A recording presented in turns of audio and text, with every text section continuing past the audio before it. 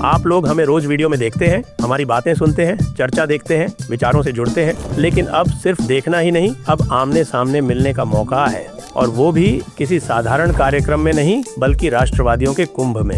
The Jaipur dialogues लेकर आ रहा है कोंकण समिट, मुंबई 21 मार्च को। थीम है अनब्रेकिंग इंडिया। इस वैचारिक संगम में आपके साथ होंगे आदि अचिंत, अभिजीत चावड़ा, अभिषेक तिवारी, एक्स मुस्लिम साहिल, भाषा सुंबली, तहसीन पूनावाला, सुशील कुलकर्णी, प्रभाकर सूर्यवंशी, प्रतीक बोराडे और भी कई प्रतिष्ठित वक्ता। जहां विचार होंगे, संवाद होगा और अटूट भारत के भविष्य पर गंभीर मंथन होगा।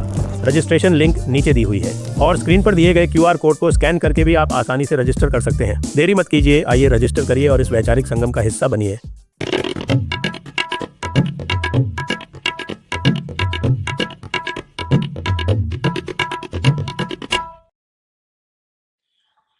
नमस्ते, आप सभी का स्वागत है। आज के इस कार्यक्रम में हमारे साथ हैं अनुपम मिश्रा जी।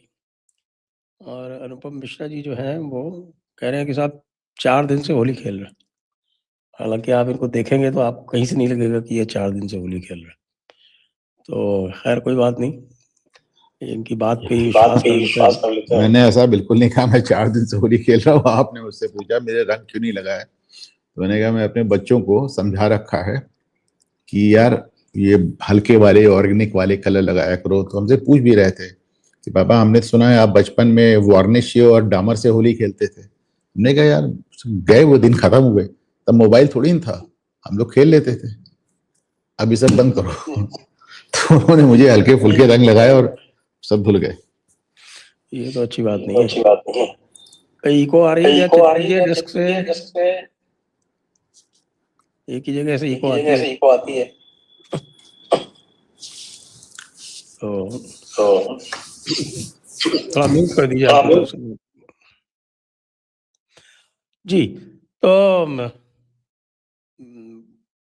पिछले हफ्ते भर में बहुत सारे नए डेवलपमेंट हुए और उनमें से एक डेवलपमेंट हुआ कि साहब कि वो हमारे शिया भाइयों को अचानक ये समझ में आ गया है कि साहब कि वो शिया है और उनको बाहर निकल के फिर से मातम मनाना चाहिए। पहले मातम मनाया करते थे तो फिर सुन्नी जो थे उनके ऊपर लाठी डंडा पत्थर लेके चले जाते थे। शिया सुन्नी दंगा होता था हर साल लखनऊ में। वैसे तो मुझे लगता है कि वो शिया सुन्नी दंगा ख़त्म किया, उसका कोई विशेष लाभ नहीं हुआ, क्योंकि 25 साल के बाद में फिर उसी तरह की बातें जो हैं वो भाई लोग करते घूम रहे हैं। आपको क्या कहना है? शिया सुन्नी दंगा कल्याण सिंह ने खत्म किया था और करीब 27 साल बाद ताजिया निकला था लखनऊ में। तो सुन्नी चूंकि ज्यादा हैं तो शियाओं को ताजिया ही नहीं निकालने देते थे। तो करीब 2.5 दशक बाद ताजिया निकला था। बात भारत की नहीं है, आप पूरी दुनिया में देख लें। जब गैर मुस्लिम की बात आती है तो शिया सुन्नी एक हमेशा हो जाते हैं, उसमें कोई नई बात नहीं। शिया सुन्नी ने एक होकर पाकिस्तान बनाया था, लेकिन वो अलग बात है कि बनने के बाद शियाओं का क्या हाल हुआ वो आपने देखा। और आपने देखा ईरान ने पहली बार हमास को मदद की थी, जो कि एक सुन्नी आतंकवादी संगठन है। इसके पहले वो केवल हिजबुल्लाह और हुती को मदद करता था। तो जब बात गैर मुस्लिम की आती है, मैं तो बार बार यही बात कहता हूँ कि सऊदी अरब जमाने से यमन पे हमला कर रहा है, हजारों बच्चे मर गए। पाकिस्तान अफगानिस्तान पे हमला कर रहा है, बच्चों की अलग से कब्रें खुद रही हैं। नाइजीरिया देख लीजिए, सूडान देख लीजिए, मतलब आपको पूरी इस्लामी दुनिया में एकदम गदर नजर आएगा। बच्चे मर रहे हैं, महिलाएं मर रही हैं, सब कुछ हो रहा है। लेकिन all eyes on Gaza, all eyes on Gaza, क्योंकि वहां पर यहूदी इन्वॉल्व है। और मैं इधर कई दिनों से एक नई बात कह रहा हूं कि साहब इजराइल से लेकर हिंदुस्तान तक जितने मुस्लिम मुल्क हैं, एक में भी मुसलमानों को वोट तक डालने की इजाजत नहीं। पाकिस्तान में कहने को डेमोक्रेसी है, पर क्या आप जान ही रहे हैं, मतलब वहां तो नेता विपक्ष जेल में है, उसकी पार्टी बैन है। ईरान में भी allow me to complete. And Bangladesh में भी देख लीजिए, पहले शेख हसीना ने खालिदा जिया की पार्टी को बैन कर दिया, अब खालिदा जिया ने शेख हसीना की पार्टी को बैन कर दिया। तो वहां ये चुनाव तो सब नाम के हैं। बैन नहीं किया, उन्होंने खुद ने बैन किया। अरे नहीं नहीं, आपने पूरा उनको चुनाव लड़ने नहीं दिया, जिस तरह इन्होंने इमरान खान को लड़ने नहीं दिया चुनाव, उल्टे और उठा के बंद उसको अलग कर दिया। उनकी मांग थी कि आप चुनाव इंडिपेंडेंट देखिए देखिए कोर्ट के नीचे लड़ा जाए, वो उन्होंने नहीं माना तो उन्होंने बायकॉट कर दिया। तो इजराइल से लेकर बांग्लादेश तक एक भी मुस्लिम मुल्क में ना विरोध करने की इजाजत है, ना प्रदर्शन करने की इजाजत है, ना सरकार के खिलाफ एक लफ्ज कहने की इजाजत है, ना वोट डालने की इजाजत है, ना सरकार पलटने की इजाजत है। केवल दो मुल्कों में मुसलमान वोट डाल के सरकार बदल सकता है, एक इजराइल और एक हिंदुस्तान। और इन्हीं दो मुल्कों में मुसलमान इन्हीं दो मुल्कों को गाली देता है। मतलब से these are the only two countries जहां पे आपको वोट डाल के अपने मन की सरकार बनाने, बदलने, लगाने की इजाजत है। भारत एक देश है जहां पे आप प्रदर्शन ही नहीं कर सकते हैं, भारत को टुकड़े टुकड़े करने का प्रदर्शन कर सकते हैं, भारत को टुकड़े टुकड़े करने की स्ट्रैटेजी ओपनली डिस्कस कर सकते हैं। लेकिन भारत में आप कह रहे हैं हमारा दम घुट रहा है। चीन, आज तक मैंने दुनिया के किसी भी मुल्क में चीनी एम्बेसी के सामने प्रदर्शन नहीं देखा। आज की तारीख में जो सब, मतलब जब रशिया ने ग्रोजनी में, चेचनिया में मुस्लिम्स को मारा, किसी ने विरोध किया? चीन ने, आप देखिए जिनजियांग में क्या कर रखा है, 10 लाख मुसलमानों को कैद कर रखा है, दाढ़ी रखने पे, टोपी पहनने पे कुरान को बैन कर दिया, नमाज को बैन कर दिया, मस्जिदें गिरा के टॉयलेट बना दिया। पर आज तक आपने किसी चीन से क्या करेंगे, जाने दीजिए, चीनी दूतावास के आगे आपने प्रदर्शन देखा? किसी की हिम्मत है कि वहां जाके प्रदर्शन करे? तो ले देकर एक मुल्क है जहां पर आपको पूरे हुकूक हासिल है, बदतमीजी करने का, सब कुछ करने का एकदम लाइसेंस मिला हुआ है। वो चीजें मिली हैं जो इजराइल में भी नहीं मिली हैं। आपको अपना पर्सनल लॉ मिला हुआ है, आपको अपने हिसाब से, मतलब उसमें भी आप काट छाट करते हैं कि भाई जो सिविल लॉ है वो हमारा शरीयत का होगा, जो क्रिमिनल लॉ होगा वो हम शरीयत का नहीं लेंगे, उसमें हाथ काट देते हैं, पत्थर मार के सजा देते हैं, वो हम सेकुलर लेंगे। चलिए वो भी चलता है। आपके इंस्टीट्यूशन माइनॉरिटी कह के पल रहे हैं हमारे टैक्स के पैसे से। आपको हमारी शोभा यात्राओं पे पत्थरबाजी करने का हक है। इस देश के लोग ऐसा कानून बनाते हैं कि आपने जो मंदिर कब्जा कर लिया वो मंदिर आप ही के पास रहेगा। इस देश के लोग ऐसा कानून बनाते हैं कि आपकी जो वक्फ होगी, जिस पे उंगली रख देगी वो जगह आपकी हो जाएगी। तो इतना पैम्परिंग के बाद भी आपको रोना अभी भारत में ही है। तो ये तो बड़ी अजीब सी बात है साहब। मतलब आप पूरा मिडिल ईस्ट देख लीजिए, मुसलमान को जिबा कर रहा है। एक भी जगह आपको एक और, तो और यूएई में दो एक लोगों ने पोस्ट कर दिया कि साहब हमारे यहाँ बम गिरा, 2 घंटे में पोस्ट हटाना पड़ा और पता नहीं पोस्ट करने वाला कहां गया। तो आपको जबान तक खोलने की इजाजत नहीं है, लेकिन जहां पे इजाजत है, सारे हुकूक है, सारे हक है, सारे इख्तियार है, वहां पे आप गालियां दे रहे हैं। तो हमारे यहाँ जो प्रदर्शन हो रहे हैं वो श्रीनगर जैसी जगहों में भी हो रहे हैं, और लखनऊ में तो खैर हो नहीं थे, लखनऊ तो शिया कैपिटल है भारत की। लेकिन हैदराबाद में नहीं हुए साहब। हैदराबाद में शिया पूरे 25% है, और यहाँ तक कि जो सुन्नी नेता हैं वहाँ के ओवैसी साहब, वो कई बार ऐसा पोज़ करते हैं, उनसे ये पूछा जाए कि आप शिया हैं क्या? तो वो उसका जवाब नहीं देते, कि जिससे जो उनको लगता रहे लोग कि हाँ भाई वो शिया है। तो ये जो श्रीनगर वाले जो प्रदर्शन हो रहे हैं उनके बारे में क्या कहना है? ये अचानक इनमें ये शिया तत्व इतना कहाँ से जाग गया? जी। श्रीनगर में तो हमेशा प्रदर्शन हुए हैं, उसमें कोई नई बात नहीं है। मैं कश्मीर के उन इलाकों में गया हूँ, आज नहीं, मैं 20 साल पुरानी बात आ रहा हूँ, जहां पर मैं गया तो खुमैनी के बड़े बड़े आदमकद पोस्टर्स खुमैनी और खामनी के लगे हुए थे। तो तभी मुझे समझ में आ गया मैं शे इलाके में, पर वो बड़ी बात नहीं है। बड़ी बात कुछ और है। इस बार लेह में और कारगिल में प्रदर्शन हो रहे हैं। लेह में और कारगिल में भयंकर प्रदर्शन हो रहे हैं, और थोड़े मोड़े नहीं हो रहे हैं। Let me show you. ये बात अपने आप में कितनी खतरनाक है। मुझे तो लगता है जैसे आज किसी ने कहा कि साहब इतनी तो लेह की पॉपुलेशन भी नहीं है जितने लोग वहां इकट्ठा हुए हैं, और ऐसे लगता है कि में तो पूरे लेह में तो मुसलमान है नहीं ज्यादा। अरे कह तो रहा हूं कि पूरे, मुझे लग just just just watch this.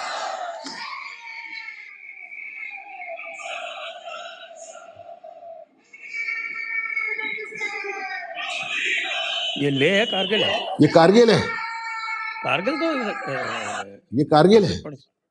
Kargil में तो 90% से ऊपर शिया है। हाँ, नहीं मैं आपको लेह भी दिखाता हूँ। मैंने आज लेह का वीडियो भी ट्वीट किया है, आप देखिएगा, कल किया है बल्कि।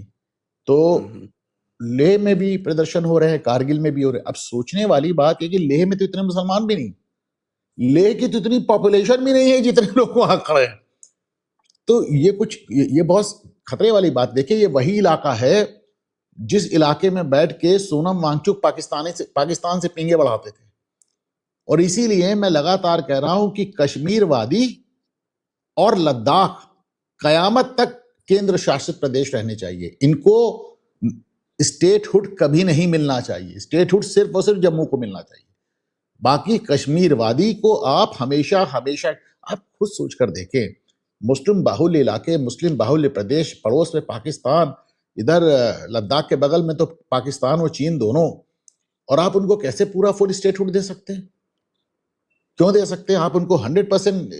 अच्छा, एक बात और बताएं, हमारे संविधान में केंद्र शासित प्रदेश यानी यूनियन टेरिटरी की अवधारणा किसी कारण से डाली गई है ना,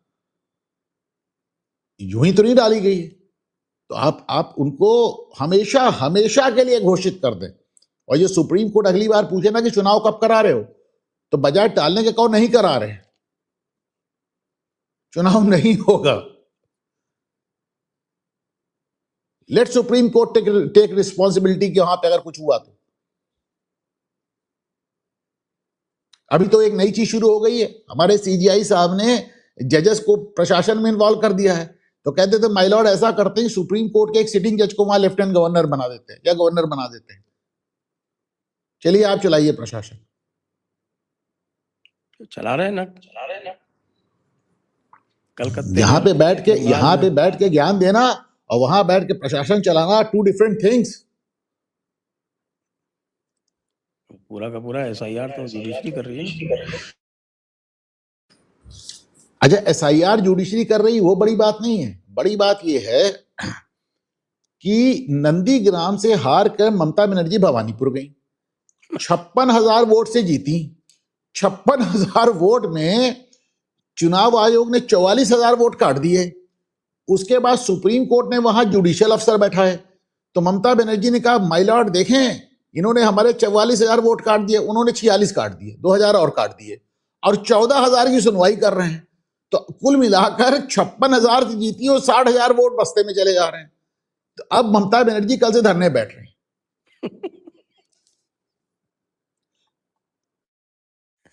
तो शिकायत किससे? अब वो शिकायत क्या, वो खुलेआम कह रही कि चुनाव आयोग और भाजपा मिलकर ये सब कर रहे हैं। लेकिन उनसे कोई पूछे यार, अब तो एसआईआर सुप्रीम कोर्ट करा रही है, अब तो एसआईआर सुप्रीम कोर्ट करा रही है, चीफ जस्टिस ऑफ इंडिया करा रहे हैं। और ममता बनर्जी तो वकील को भी दोष नहीं दे सकती, खुद ही वकालत करके आई है। वो तो ये भी नहीं कह सकती हमारा वकील गड़बड़ था, वो तो खुद ही काला दुपट्टा ओढ़ के खड़ी हो गई थी।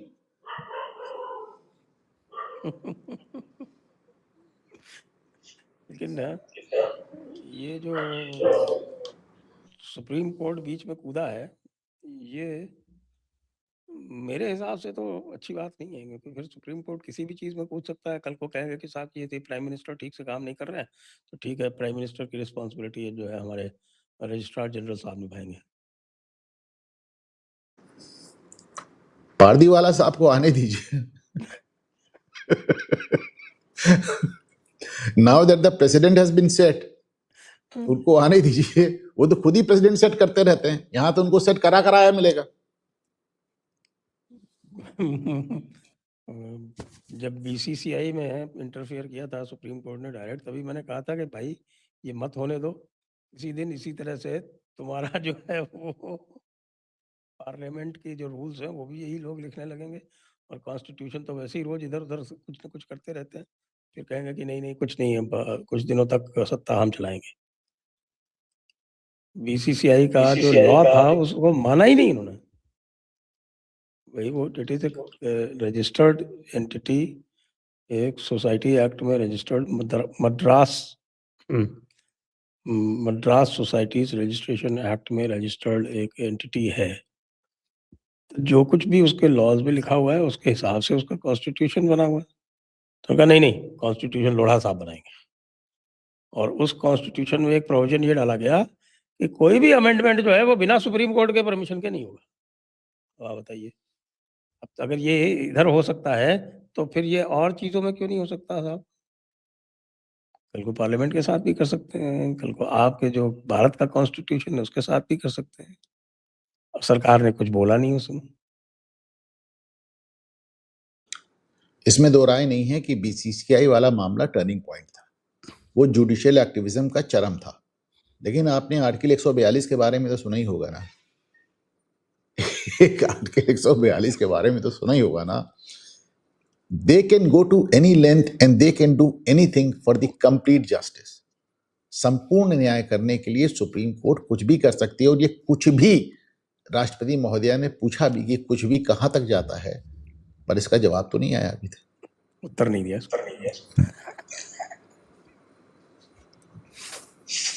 चलिए एक दूसरे विषय पे चलते हैं, और ये दूसरा विषय नीतीश कुमार से संबंधित है। ये नीतीश कुमार जी को क्या हुआ अचानक? जी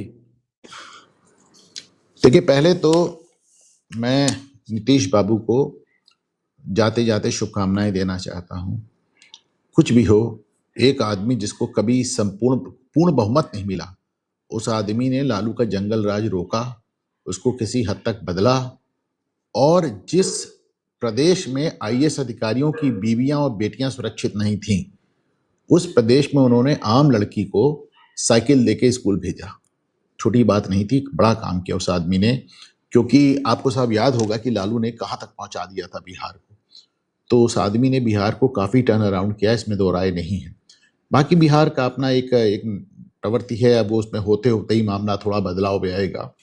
और इतना ही नहीं, इतने लंबे समय तक 21वीं सदी की अगर केवल बात करें, वैसे तो पवन चामलिंग भी हैं, अगर केवल 21वीं सदी की बात करें तो नवीन बाबू के बाद सबसे लंबे समय तक मुख्यमंत्री रहने वाले नेता हैं। तो इतने लंबे समय तक राजनीति में रहे, कोई पर्सनल भ्रष्टाचार का मामला नहीं आया, परिवार से दूरी बनाकर रखी। कम से कम अब तक तो उन्होंने अपने परिवार को अपने सामने राजनीति में नहीं आने दिया। अब उनके लड़के की बात चल रही है, अभी तक तो नहीं है, अब जब आएगी तो देखा जाएगा। फिलहाल परिवारवाद नहीं लाए, भ्रष्टाचार व्यक्तिगत रूप से कोई आक्षेप नहीं लगा, कोई चारित्रिक आक्षेप नहीं लगा।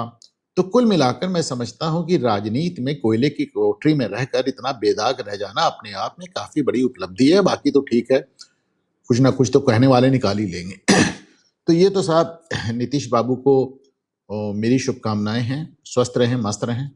लेकिन ये बात तय थी जब इतनी लैंडस्लाइड विक्ट्री हुई बीजेपी की, तो it was just a matter of time. मैं तब से लगातार कह रहा हूं कि भारतीय जनता पार्टी बहुत प्रैक्टिकल पार्टी है, बहुत ज्यादा भावनाओं की जगह उसमें नहीं है। नीतीश बाबू को हटना ही पड़ेगा, 5 ही आदमी तो चाहिए उनको बहुमत के लिए, तो नीतीश बाबू को हटना ही पड़ेगा। हाँ, शायद नीतीश कुछ समय और कंटिन्यू करना चाहते, पर लॉजिक डिक्टेट्स कि उन्हें हट जाना चाहिए, क्योंकि शारीरिक और मानसिक दोनों ही रूप से नीतीश बाबू के बारे में आजकल एक नई बात सुनने में आ रही है, इनफैक्ट काफी दिन से सुनने में आ रही है कि वो जो गड़बड़ियां करते रहते हैं, ये मानसिक जो लोग कहते हैं कि बहुत अस्वस्थ हैं, लेकिन दिन में सुना है 1-1.5 घंटे के लिए एकदम स्वस्थ हो जाते हैं, और उसमें महीने भर के फैसले कर डालते हैं। तो उसी 1-1.5 घंटे में उन्होंने तय कर लिया कि it is time to hang my boots, और चुपचाप राज्यसभा चला जाए। ये वानप्रस्थ है उनका, संन्यास नहीं, उनका वानप्रस्थ है। तो ये गृहस्थ है, वो वानप्रस्थ में गए हैं, और सुन रहे हैं कि शायद उनके साहबजादे भी आ रहे हैं। दूसरी बात, नीतीश बाबू के सामने इस समय एक बड़ी प्रायोरिटी ये है कि जनता दल यूनाइटेड समाप्त ना हो, और जनता दल यूनाइटेड समाप्त ना हो इसलिए वो दिल्ली जाते जाते भी यहाँ पर मैं समझता हूँ गृह मंत्रालय के लिए लॉबिंग, एक दलित मंत्रियों को आगे लाना, ये सब करेंगे। मेरे ख्याल से भारतीय जनता पार्टी के अपने भी पक्ष में, अपने भी फेवर में यही है कि महाराष्ट्र में शिवसेना ना समाप्त हो और बिहार में जनता दल यूनाइटेड ना समाप्त हो। अगर महाराष्ट्र में शिवसेना और बिहार में जनता दल यूनाइटेड समाप्त हुई तो एक बहुत बड़ा खेमा भाजपा के खिलाफ 1 to 1 खड़ा हो जाएगा। तो नीतीश बाबू जो है वो खाली राज्यसभा के सदस्य बनकर रहेंगे, या फिर उनको कोई मंत्रालय भी दिया जाएगा? नहीं, मुझे बिल्कुल नहीं लगता है नीतीश बाबू को मंत्रालय मिलेगा, क्योंकि ये बात अब करीब करीब साबित हो चुकी कि नीतीश बाबू स्वस्थ नहीं है। ये तो उनके प्रति इतना ज़्यादा सम्मान अभी बाकी है राजनीति में कि उसको लेकर लोग उटपटांग बातें नहीं कर रहे। ये तो बात है। चलिए, इंटरेस्टिंग मूव बहुत पर बीजेपी जो है उसको अवसर मिलेगा अपना मुख्यमंत्री बनाने का। बिहार में उनकी कितनी पुरानी तमन्ना जो है वो फुलफिल होगी। हाँ, बिल्कुल, ये मतलब बिहार में इनका पहला मुख्यमंत्री होगा और करीब-करीब बहुमत का ही मुख्यमंत्री होगा। आप देखिए इतनी सीटें आई हैं कि करीब-करीब बहुमत का ही मुख्यमंत्री होगा। ये बड़ा होगा दिलचस्प देखना कि अब अलग-अलग तरह की बातें हैं। कोई कह रहा है सम्राट चौधरी ही बनेंगे। सम्राट तो चौधरी एक लॉजिकल चॉइस है कई कारणों से। एक तो डिप्टी सीएम बने थे, भाजपा उनको इतनी देर से प्रमोट कर रही थी। दूसरी तरफ अच्छा दूसरी बात दबंग छवि के हैं, तो माना जाता है कि वो एक दूसरे योगी की तरह बिहार को चला सकते हैं। लेकिन दूसरी तरफ ये भी बात है कि भारतीय जनता पार्टी किसी तथाकथित सवर्ण नेता को लाकर यूजीसी गाइडलाइंस वाले मुद्दे को डाइल्यूट करना चाहेगी। तो अब देखिए क्या करती है बीजेपी। नहीं, यूजीसी का मुद्दा ऐसा थोड़ी है कि साहब आप कोई सिंबोलिज्म करके और उसको आप दबा लें। वो तो लगता नहीं, मुझे तो नहीं लगता। आप बताइए। नहीं, मैं क्या बताऊँ, मैं तो मतलब आप ही को खुश करना है मुझे, तो बहुत ज़्यादा मैं इतना नाराज भी नहीं हूँ। अच्छा। भाजपा को खुश तो आप ही को करना है। नहीं तो वैसे तो मामला जो है वो फिलहाल हेडलाइंस में तो आजकल है नहीं। हेडलाइंस तो ईरान ने सारी की सारी ले रखी है। तो अभी होने वाला है ना कि 8 मार्च को या का प्रदर्शन है आप लोगों का। नहीं, मेरा आप लोगों का क्यों?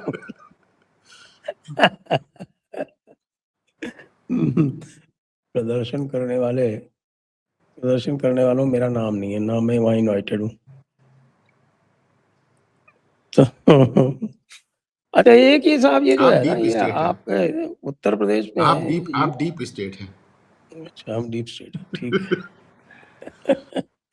उत्तर प्रदेश में ये योगी जी ने ये क्या चला रखा है कि साहब जिसको देखो उसको ठोक देते हैं। मतलब क्या कानून का राज समाप्त हो गया है? जो कोई भी मर्डर करेगा उसको सीधे सीधे ठोक दिया जाएगा। तो फिर हमारी जो न्यायपालिका क्या करेगी? ये सलीम वास्तिक वाले केस में ये क्या हो रहा है?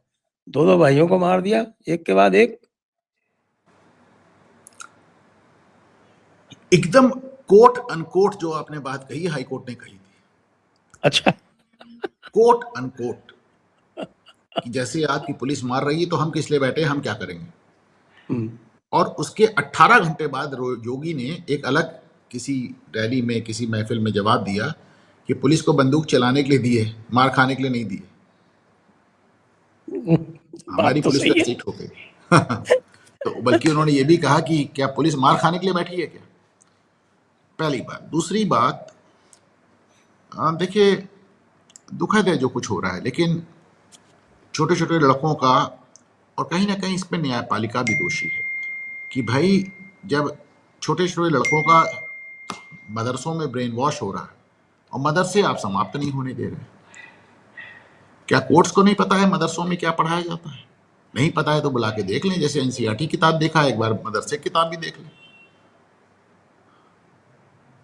तो ये जड़ है, ये जड़ है, मदरसे जड़ हैं। क्योंकि अब तो मैं मोहम्मद बिन सलमान को मैं मानता हूँ सऊदी अरब में कि 1400 साल में पहला इस्लामिक रिफॉर्मर है, जितना भी है जैसा भी है पहला है। लेकिन एक ज़माने में सऊदी अरब से पैसा आता था और इन मदरसों में कट्टरता बढ़ाई जाती थी। वो आज तक चली, इन्होंने पाकिस्तान का बाजा बजा दिया केवल मदरसा सिस्टम से, केवल मदरसा सिस्टम से सऊदी का फंडेड मदरसाओं ने पाकिस्तान का बाजा बजा दिया, और वो यहाँ हो रहा है। वो मदरसे से निकले बच्चे, भी मैं देख रहा हूँ, मैंने ट्वीट किया था, पोस्ट किया था, आपने शायद देखा होगा, छोटे छोटे बच्चे मदरसे से निकल के कह रहे हैं कि मोदी नेतन्याहू से मिलने से पहले खामनेई से मिलने गया था और ईरान जाके उसकी रेकी करके आया था। अब सोचिए इस बात को, ये छोटे छोटे 8-8 9-9 साल के बच्चे कह रहे हैं मोदी ईरान जाके रेकी करके फिर गया नेतन्याहू को बताने। आप सोचें कि इन छोटे छोटे बच्चों के दिमाग में जहर कौन भर रहा है। एक आपको कॉन्फ्रंटेशन याद होगा ना बिटवीन आपके हमारे अरे गवर्नर साहब बिहार वाले, आरिफ मोहम्मद खान। आरिफ मोहम्मद खान, आरिफ मोहम्मद खान और सस्ती शेरवानी, इनके बीच में एक बड़ा फेमस एक वीडियो का क्लिप चला करती है। आजकल वो फटी शेरवानी हो गई है जब से जोरान ममदानी ने कह दिया है। जब से जोरान ममदानी जोरान ने तो ममदानी बेचारे ने अपनी को, बात कह दी है, बेचारी को तीन तब तलाक, से मैडम शेरवानी वो जो उस फिल्म में बाबू राव नहीं कहता था कि विंडो हो गई। विंडो तीन तलाक हो गया, तीन तलाक हो गया, विंडो नहीं हुई है, विंडो नहीं हुई है, तीन तलाक हो गया, तीन तलाक दे दिया उसने। उसने तो ईरान को ही छोड़ दिया और ट्रंप को पकड़ लिया, क्योंकि उसको पता है कि ट्रंप के अगर दिमाग में आया इस समय, जो जिस मूड में वो है, उस दिन उठा के इसको डिपोर्ट कर देगा। अरे जाओ नहीं युवा भाई, जा। इसको इस तरह भी देखिए ना कि बिल क्लिंटन और हिलरी क्लिंटन ने कहा कि हम कांग्रेस के सामने बयान नहीं देंगे, डिपोजिशन नहीं देंगे। कांग्रेस ने दोनों को कंटेम्प्ट इशू किया, दोनों भाग के गए बयान देने।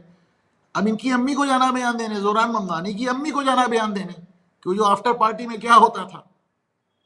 अब इनकी अम्मी भी तो तलब होंगी ना, मीरा नायर भी तो तलब होंगी वहां पर ये कांग्रेस में बयान देने के लिए कि एप्स्टीन की पार्टियों में क्या करती थी वो। तुझे मालूम है कि अभी क्या क्या होगा, इसलिए उसने इस समय पाला बदला हुआ है जोरान ने। अब ये क्या है कि लीडर तो पाला बदल लेता है, फॉलोअर बेचारे बड़े परेशान रहते हैं कि जो वहां पे सेंट्रल पार्क की बेंच पे बैठ के जोरान जोरान चिल्ला रही थी, उसका क्या होगा। मैंने दो चीज पॉइंट आउट की है, ईरान को लेकर 100 ट्वीट किए हैं, पोस्ट किए हैं आरफा खानम ने, पर एक भी पोस्ट में यूएसए 3 शब्द नहीं, 3 अक्षर नहीं लिखे हैं उसने। उसकी हिम्मत नहीं यूएसए के खिलाफ कुछ लिख दे, नंबर एक। दूसरी बात, इंडियन एक्सप्रेस में 64 पन्ने का कॉलम लिखा है लिखवाया है सोनिया गांधी ने, पर उसमें डोनाल्ड ट्रंप नाम का वर्ड नहीं है। उसमें मोदी को लपेटा है, नेतन्याहू को लपेटा है, अटल बिहारी तक को लपेट लिया है, लेकिन डोनाल्ड ट्रंप वर्ड नहीं डाला। हिम्मत नहीं सोनिया गांधी की कि डोनाल्ड ट्रंप के बारे में लिख दो। तो सब बड़ा सोच समझ के लिख रहे हैं साहब। अब बड़ी प्रॉब्लम है, देखिए जोरान बेचारा शिया है, बीवी शेरवानी जो है वो तुर्की हैं, तुरानी है, वो ईरानी है। अब ईरानी और तुरानी के बीच में तो आपको पता है आज से नहीं, मुगल काल से झगड़ा चला आ रहा है। अब इस वक्त पूरा का पूरा आप सामने देख सकते हैं कि ईरान ने सारी अरब कंट्रीज पे, एक को छोड़ के, अभी तक इजिप्ट पे नहीं किया, बाकी सब पे कर रखा है, किसी को नहीं छोड़ा। इराक से लेके, सीरिया से लेके, सारी जीसीसी कंट्रीज से लेके सबके जिसको तरफ। छोड़ा उसको धमका दिया, पाकिस्तान से कह दिया बेटा तुम्हारा नंबर आएगा भी। लेकिन वो अरब नहीं है ना, मैं तो अरब की बात करूं। तो ये जो शिया सुन्नी वाला ऐसा जो कह भी मामला मत है, दिएगा, पाकिस्तानी बुरा मान जाएंगे। वो अपने आप को सऊदी अरब से बड़ा अरब बताते हैं और तुर्की से बड़ा तुर्क बताते हैं।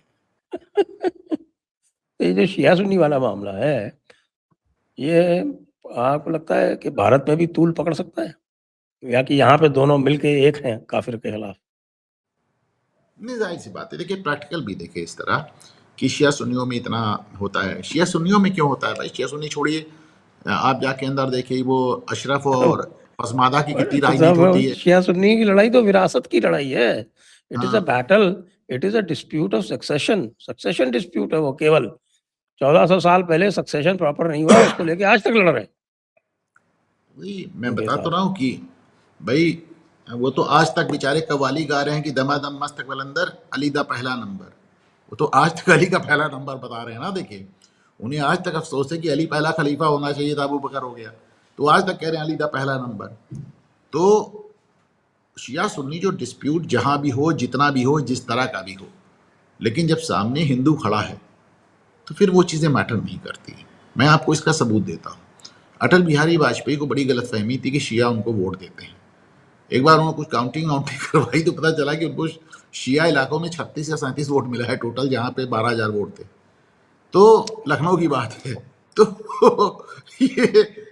ये सब कंफ्यूजन इन लोग अपना दूर कर लें। आजकल राजनाथ सिंह को बड़ा कंफ्यूजन है। जो काम कोई जमाने में अटल बिहारी करते थे लखनऊ में, वो काम आजकल राजनाथ सिंह कर रहे हैं। वो इन्हें भी बड़ा कल्बे कंफ्यूजन। जव्वाद और वो कल्बे कौन है? कल्बे का मतलब होता है, जानते हैं क्या कल्बे का मतलब क्या होता है? कल्बे का मतलब होता है कुत्ता।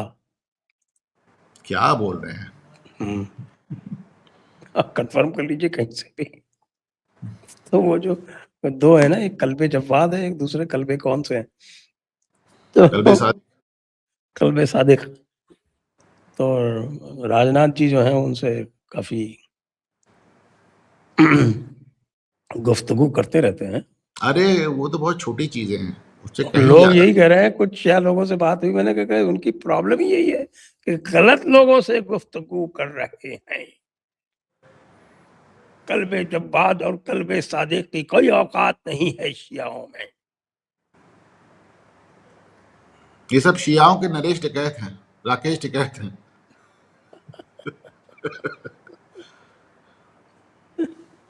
मैं तो ये मानता हूँ कि ये जो समझौता कराया गया ना होता तो ज्यादा ठीक था। कोई फर्क नहीं पड़ना था। जब समझौता नहीं था तो भी वोटिंग पैटर्न वही था। आप समझिए ना, मुस्लिम वोट किसी के पक्ष में जाता ही नहीं, वो खिलाफ में जाता है ना। एक खबर आई है न्यूयॉर्क पोस्ट से, वो कह रहे हैं कि अयातुल्लाह खमेनी सन, वो is front runner for supreme leader, was treated for impotency and couldn't find a wife.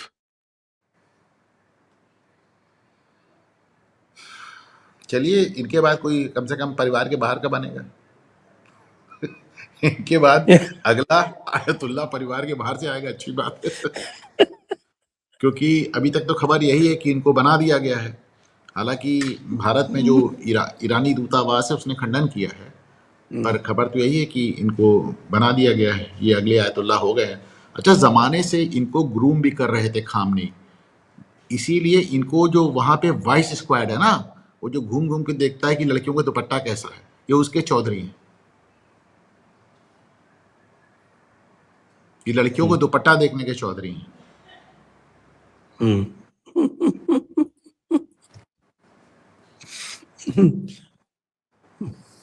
मामला तो गड़बड़ी है साहब, ऐसे तो कैसे आप कहते हैं जो क्या बोलते हैं उसको,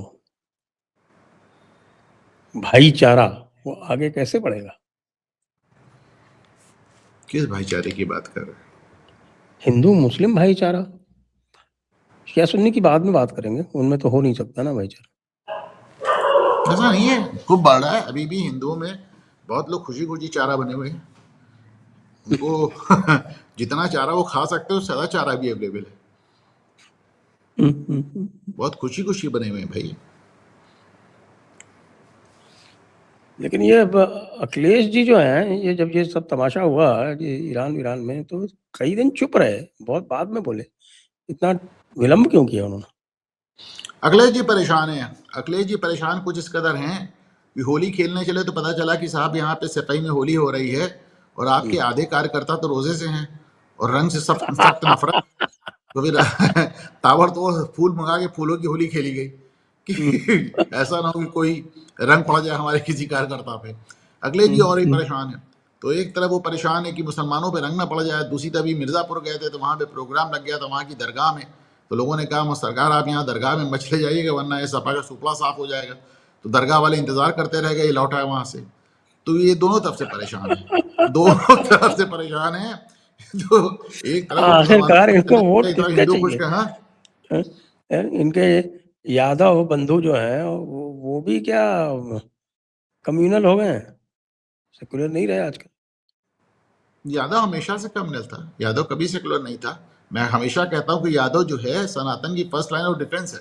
लेकिन जब वोटिंग पैटर्न आता है, अच्छा मेरे पास यहाँ पे, मैं तो नाम लेकर बता रहा हूँ, साहब यहाँ सपा के एमएलए आते, सईद अहमद साहब, उनसे कहते थे, समाजवादी पार्टी के एमएलए थे यहीं पे फूलपुर से, जवाहरलाल नेहरू वाले थे एरिया से। तो कहते थे कि साहब सरकार तो हमारी बन जाती है, सरकार हमारी बन जाती है, लेकिन वो चुनाव के बाद यादव कहता हमारी सरकार है, मुसलमान कहता हमने बनवाई है। क्या गांव गांव झगड़ा तो हम ही दोनों में होता है। और ये हकीकत है, ये हकीकत है। सबसे ज्यादा SC ST एक्ट यादवों पे लगते हैं और सबसे ज्यादा मुसलमानों से संघर्ष गांव गांव यादवों से होता है। वो केवल चुनाव के लिए साथ आ जाते हैं।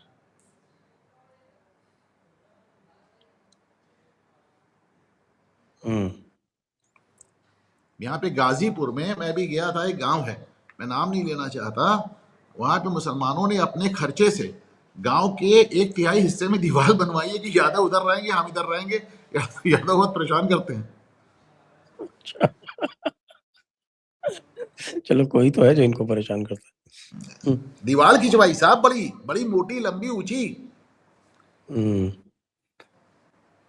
यूसुफ पर तो नहीं है? यूसुफ पर तो नहीं है? नहीं यूसुफपुर नहीं, यूसुफपुर नहीं। क्योंकि पूरे ईस्टर्न अब यूपी में जाने दीजिए, मुसलमानों का वहां से सबसे बड़े बड़ा गैंग पुलिस यूसुफपुर ही है। अधिकारी हैं, मैं नाम ले लूंगा गांव का तो बड़े नाराज हो जाएंगे कि कहेंगे आपने हम ही को प्रॉब्लम में डाल दिया।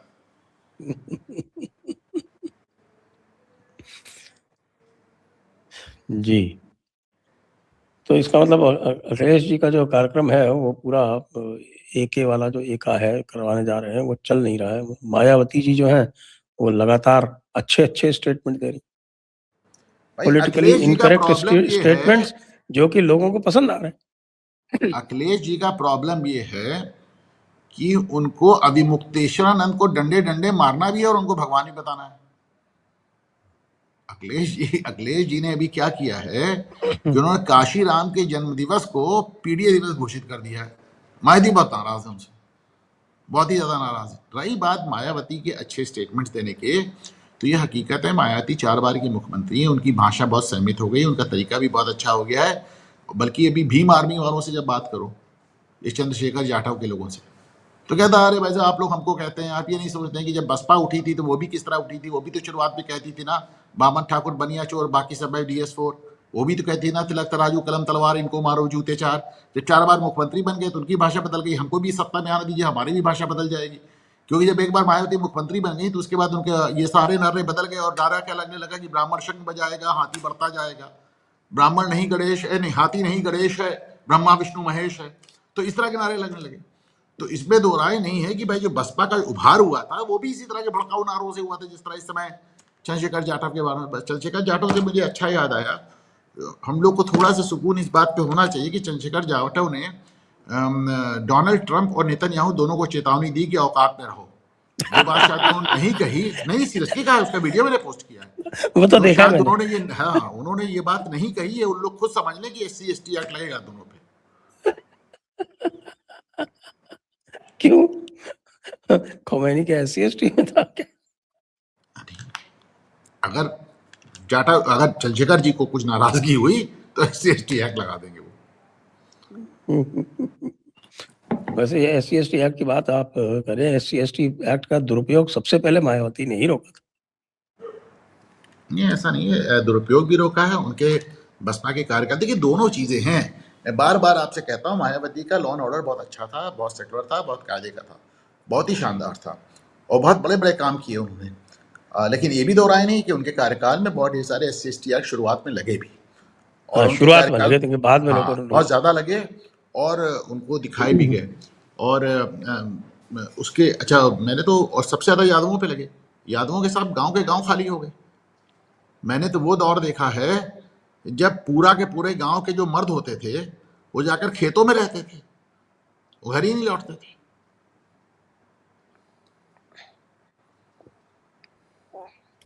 इतना आतंक था।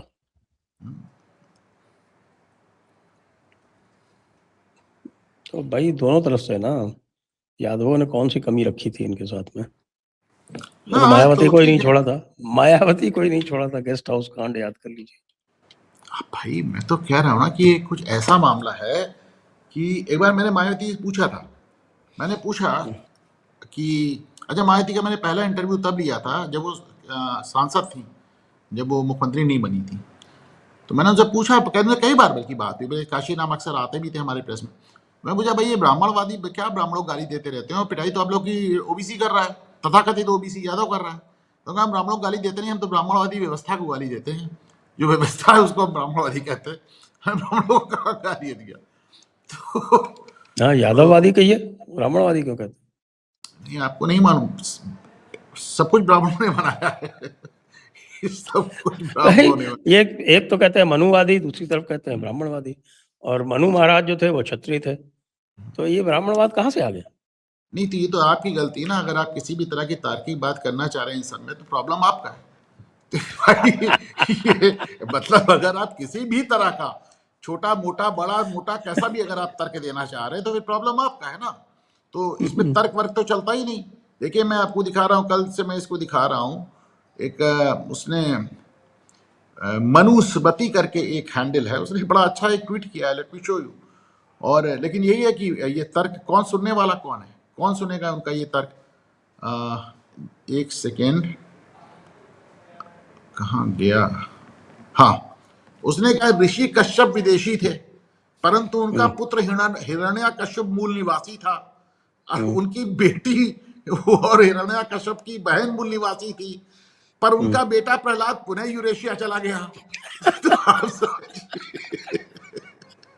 इस तर्क वर्क की बात ठीक नहीं लगती ना, तर्क वर्क की बात ठीक नहीं लगती। क्या पानी नहीं पीने दिया, अंबेडकर ने अपनी जिंदगी में पानी ना पीने देने का एक ही जिक्र किया कि मुसलमानों ने पानी नहीं पीने दिया, और कुछ नहीं कहा।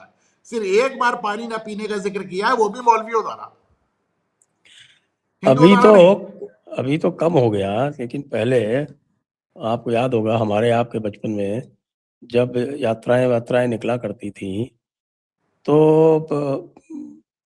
पुण्य कमाने के लिए लोग अपने घर के बाहर या कहीं पास में वो एक प्याऊ बना लेते थे। प्याऊ अभी भी लगते, प्याऊ अभी भी लगते।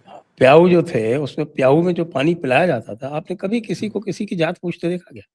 नहीं, मैं आपको दूसरा एग्जाम्पल दूं, ये तो आप ये डाउट वाली बात कर रहे हैं कि किसकी क्या जाति थी। मैंने देखा तो नहीं है, मैंने अब देखा तो नहीं है, मेरे समय तक गुजर गया था, लेकिन हमारे घर के बुजुर्ग बताते हैं कि पहले भिष्टी होता था पानी पिलाने के लिए, पानी डालने के लिए, पानी पिलाने के लिए भिष्टू होता था, और जो कि गारंटीड शेड्यूल कास्ट से आता था, पर वो पिलाता रहता था घूम घूम के पानी की नहीं।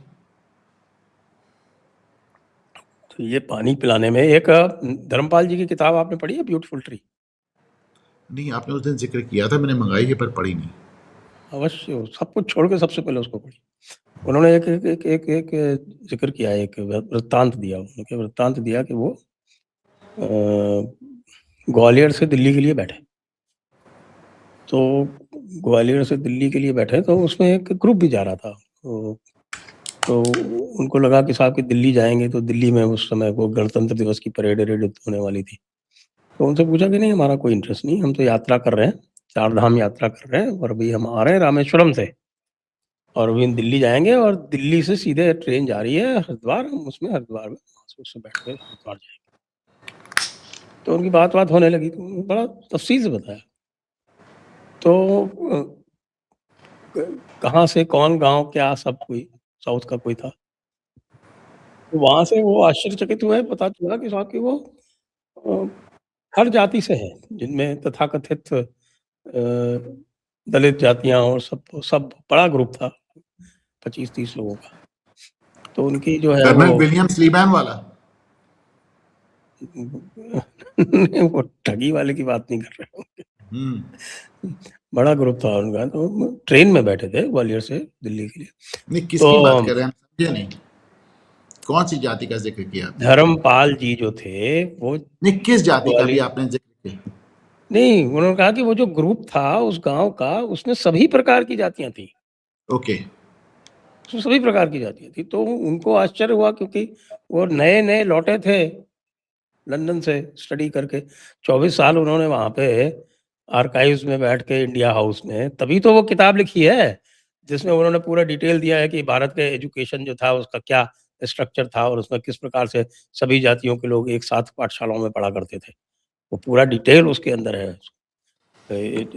इतना बड़ा रिसर्च मेरे हिसाब से किसी ने किया ही नहीं आज तक भारत में, जितना उन्होंने बैठ के किया वहाँ पे। तो कहा कि भाई मुझे थोड़ा आश्चर्य हुआ, तो मैंने, क्योंकि उस समय तो जेम्स मिल कंपलसरी थे ना पढ़ना, तो उन्होंने कहा ये ऐसे कैसे कि सभी जाति के, तो उन्होंने कहा आपको पता नहीं, यात्रा में जाति नहीं होती, यात्रा में जाति नहीं होती।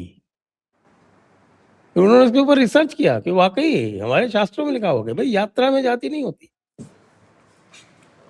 नहीं, एक्चुअली हमारे यहाँ बुजुर्ग कहते भी हैं कि जब आप यात्रा पे जाते हैं तो आप अपनी वर्ण व्यवस्था, धर्म, जाति व्यवस्था घर पे छोड़ के जाते हैं।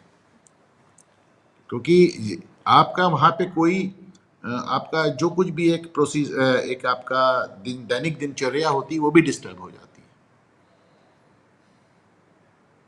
तो ये जो एक बताया जाता था कि जब अंग्रेज़ों ने जब यहाँ पे रेलवे लाइन बिछाने की बात कही तो उनको, क्योंकि वो तो जेम्स मिल पढ़े हुए लोग थे, तो उन्होंने कहा कि भई ये तो कैसे होगा, ये तो बिल्कुल असफल हो जाएगा। और दे वर प्लेजेंटली सरप्राइज़ कि पता चला कि साहब कि वो तो कोई किसी को कुछ नहीं पूछ रहा, सब आराम से जा रहे हैं उसी में एक साथ। ये तो बाद में पता चला हमारे हिंदुस्तानी अंग्रेज़ों को कि भई यात्रा में जाति नहीं होती। तो ये सब चीज़ें हैं, लेकिन अब हम लोगों को भी धीरे-धीरे बाद में पता चली, तो भाई आखिरकार हमारा भी जो पूरा का पूरा जो बनाया हुआ है पाठ्यक्रम, वो भी तो हमारे भूरे अंग्रेज़ों द्वारा ही बनाया हुआ है। नेहरू जी के शिष्यों द्वारा। हम लोगों ने भी वही पढ़ा है।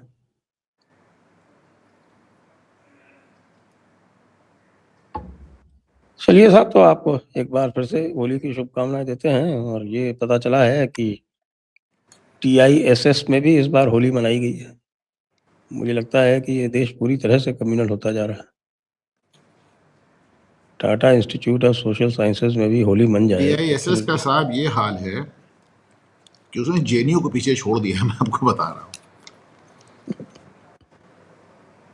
और आने वाले दिनों में आपको JNU की खबरें कम और TISS की, अब तो आपको IIT से भी खबरें आ रही हैं। क्या ही बात है, अब तो आप ह्यूमैनिटीज को लेकर गए हैं तो IIT से भी खबरें आ रही हैं।